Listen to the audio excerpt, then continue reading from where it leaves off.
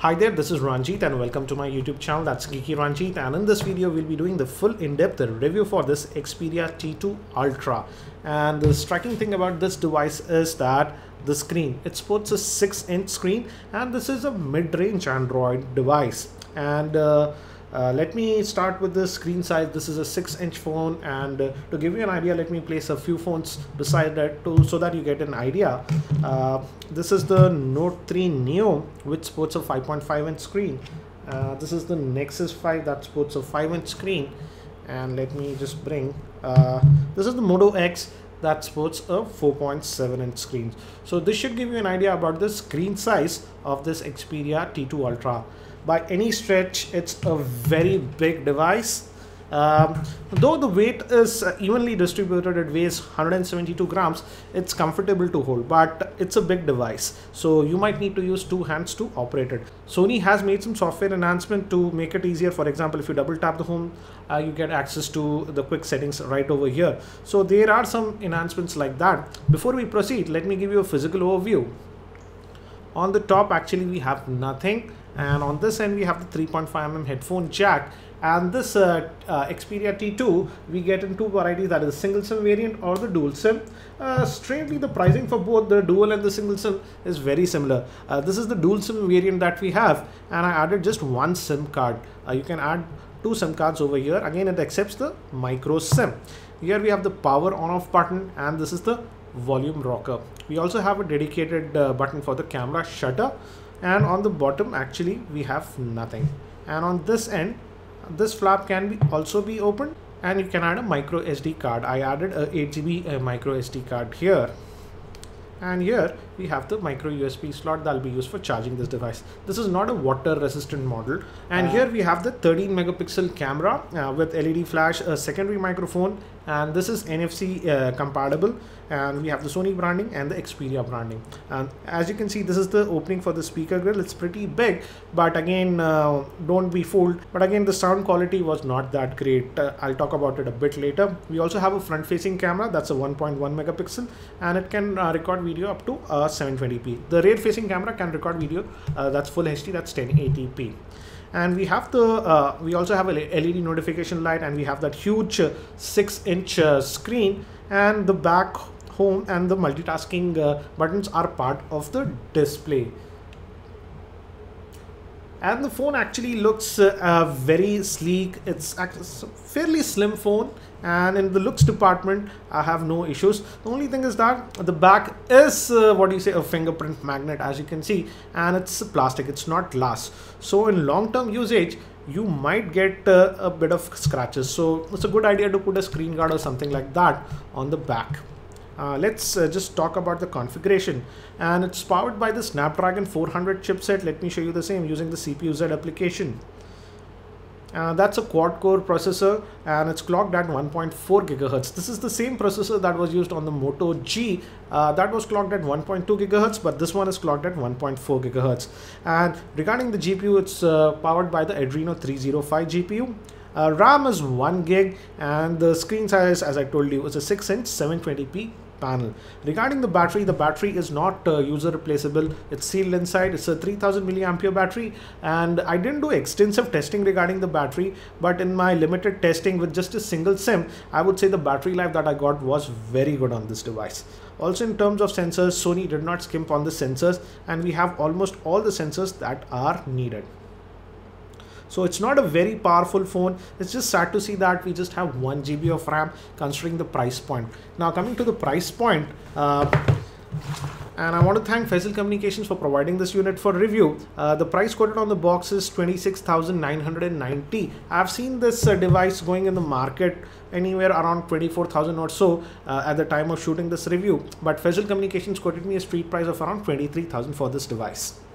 And now let's look at the settings, and here, as you can see, we have the quick toggles. You can personalize them, and let's go to the settings now. And if you go to about the device, it's running on the Android version 4.3, that is Jelly Bean. So that's for the Android version that you get. And regarding storage, here also I'm a little bit disappointed.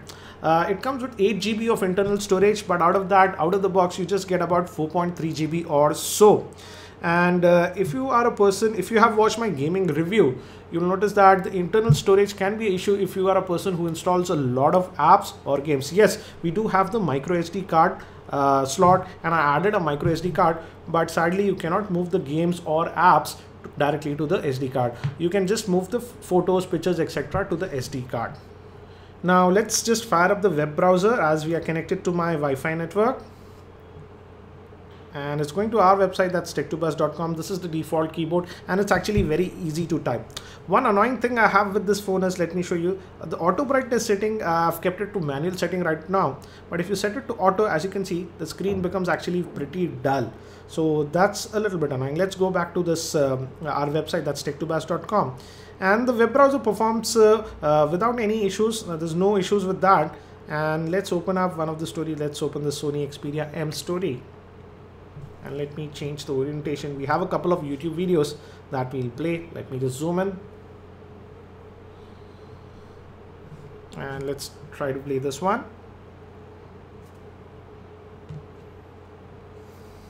Hi there, this is Ranjit. And I'll maximize the volume. And as you can see, it's playing it without any issues. And the only con is that this is at max volume. So I feel the volume level is a little bit low to my liking. One place where I like Sony is, let me just adjust the auto brightness, remove it, keep it to manual brightness. And one thing I really liked about this phone is the screen quality. The screen quality that Sony has put on this is excellent. It's using that Bravia engine, and it has that tri-luminous display, and the panel is very good. In many of the earlier Sony Android phones, we had an issue with the viewing angles, but I don't have any issues regarding the viewing angles on this phone. The only con I feel is the auto brightness sensor. If you keep it on auto brightness indoors, it is very dull. So I was normally using it with manual brightness. Now moving to media playback, the good thing is that this phone does support a USB OTG cable. Let me just connect it and show it to you. And as you can see, my USB OTG cable is glowing, and as you can see, it detected it, and we can fire up. We also have a file manager that is pre-installed on this phone. Let me just invoke that file commander, and I'll register later. And you can just go here, and let's go to the external USB storage. This is our pen drive, and as you can see, I'll just play this 1080p video, and I'll play it without any issues. Also, in terms of video playback, I could play many of the 1080p videos, not all of them, but most of them I could play. So in terms of media playback also, I don't have an issue. And actually, I would say, let me just play back this video again and show it to you. It's a pleasure watching videos on this. My USB OTG cable is giving some issues. Got disconnected. I'll show you using YouTube. And let's invoke YouTube now.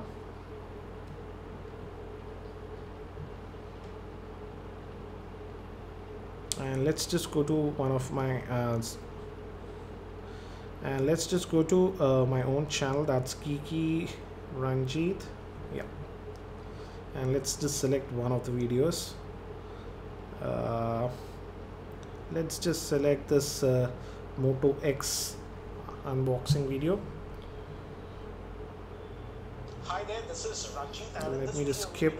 And again, it feels pretty surface. So as you can see, it plays it well without any issues, and also in terms of the picture clarity, it is very good. So the panel that Sony has put in is very good.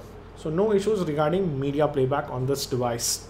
Now coming to gaming, I have already made a separate video regarding the gaming. You can check out that for more info. It could play many of the casual games without any issues, and even if you see, I could play Asphalt 8 and even Real Racing 3 and FIFA 14. But on Asphalt 8, to get the smoothest playback, I had to keep it on medium settings. So if you keep the games at medium settings, you can even play high-end games. But the issue is the internal storage. You can check out my gaming review for more info. Now let's talk about the camera. The rear facing camera is a 13 megapixel shooter, and I would say in my experience, I had a mixed experience with the camera. Let me talk about the interface first. We do have the superior auto mode, but if you keep it on superior auto mode, it will take the pictures at 9 megapixel. And it's nice to see that we have a lot of effects that we have seen in premium Sony phones like Xperia Z or the Z1 Compact. They do come here. I do like this AR effect. For example, you can just select the effect. For example, let's use the butterfly effect. And now just notice the screen for a while. We'll see some butterflies, etc., and then we can take the shot. Yeah.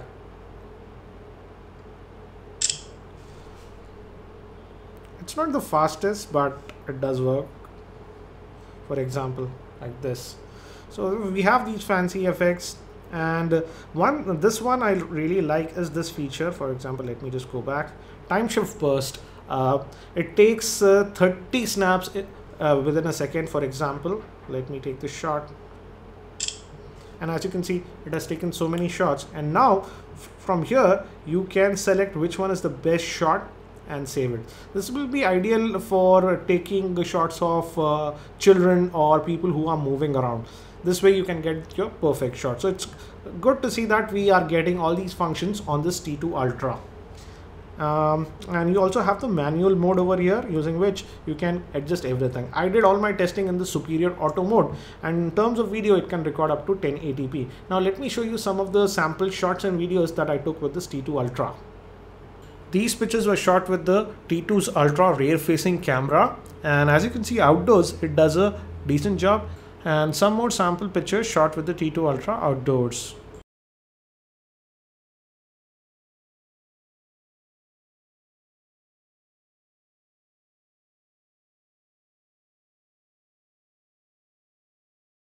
I'm recording this video with the Xperia T2 Ultra at the highest setting possible, that's 1080p, and the audio that you're hearing is also being recorded by the internal microphone of this T2 Ultra.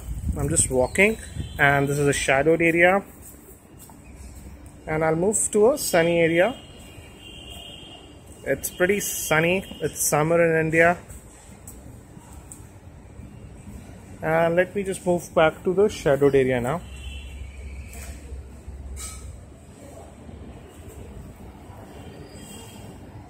And I'm just going to walk back normally now. So this should give you an idea about the video recording capabilities of this T2 Ultra. It's also a bit windy, so it might catch a little bit of wind noise.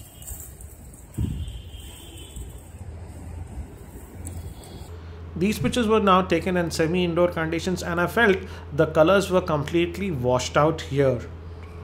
And these pictures were shot in completely artificial light in my office, and I felt the T2 Ultra is pretty weak in artificial light, and the flash was also very aggressive. It was firing for almost every shot, and here I switched off the flash, and as you can see, there is no detail in the picture. The pictures are very soft. So what do I think about the camera capabilities? Yes, the camera is decent, but as you have seen from the sample shots, outdoors it does a very good job, and it's comparable to, I would say, a point and shoot camera. You won't miss your entry level point and shoot cameras. But sadly, indoors and in artificial light, I would say the camera performance was not that great, and it was kind of disappointing. In fact, I would say even this Moto X that has just a 10 megapixel camera did a lot better in artificial and indoor lighting. And even this Note 3 Neo, which just has a 8 megapixel camera, did a better job. And it looks like the problem is within the software. Many times in indoor photography there was a lot of noise in the picture, so I was not that satisfied with the picture quality indoor. Hopefully Sony can improve it with a software fix, but as of now I would say outdoors the camera is very good. Also in the video department it is very good, but for indoor photographies and in artificial light I am not happy with the camera performance of this T2 Ultra. Now regarding the general performance, I would say the performance was good, but I did notice a little bit of stuttering when there are a lot of widgets on the screen. For example, this is okay here, but if you notice, if I go to this widget many times, I do notice a little bit of lag. And I would say I can attribute that to just 1 GB of RAM. So for the most part, it is a lag-free phone, but I do notice a little bit of lag on home pages that has a lot of widgets. Now coming to the call quality also, here let me show you the same. The call quality is good, I would say. but it's not the best I've seen. I would rate it anywhere around 9 out of 10. Let me just let's just call this number and I'll put it to the speaker, so you can also judge the speaker quality. Welcome to the ASL prepaid service. This is at max volume. Press 1. To know the balance and validity of your prepaid account, press 2. So the speakerphone at max is not that clear, and also it's not that loud. The earpiece is much better, I would say, and in terms of cellular call quality, I would rate it 9 out of 10, so no issues. Now coming to the dual SIM, this is we also get this in a single SIM variant, and we do have some settings here. I just tested it with a single SIM. You can rename the SIMs over here, SIM 1 or SIM 2, and also in terms of sound, if you go, you can put separate ringtones for the SIM 1 and the SIM 2. Again, it's a dual standby, not dual active, but I did all my testing with just a single SIM. So how would I rate this Sony Xperia T2 Ultra? I would say it's a decent phone, and it is ideal for people who are primarily looking for a very large screen size phone, and for that I would say it does a decent job. It sports that 6-inch screen and the screen quality is very good. But I feel that Sony skimmed on a few things. For example, it has just 1 GB of RAM, and the sad thing is that it has just 8 GB of storage. Out of that, you get just around 4.3 GB. That can be a limiting factor for people who are heavy users or gamers. So that is one major con, I feel. And also in terms of the speaker output, I would say the speaker output is not that great. So these are some of the minor shortcomings of this Sony Xperia T2 Ultra, and I do feel that currently it's priced a little bit high in my opinion. So I hope that you found this video review of this Xperia T2 Ultra helpful. If you found it helpful, I'll appreciate if you can click the like button, and if you aren't subscribed to my YouTube channel, subscribe to the same. Thank you. This is Ranjit, and I hope to see you in my next video.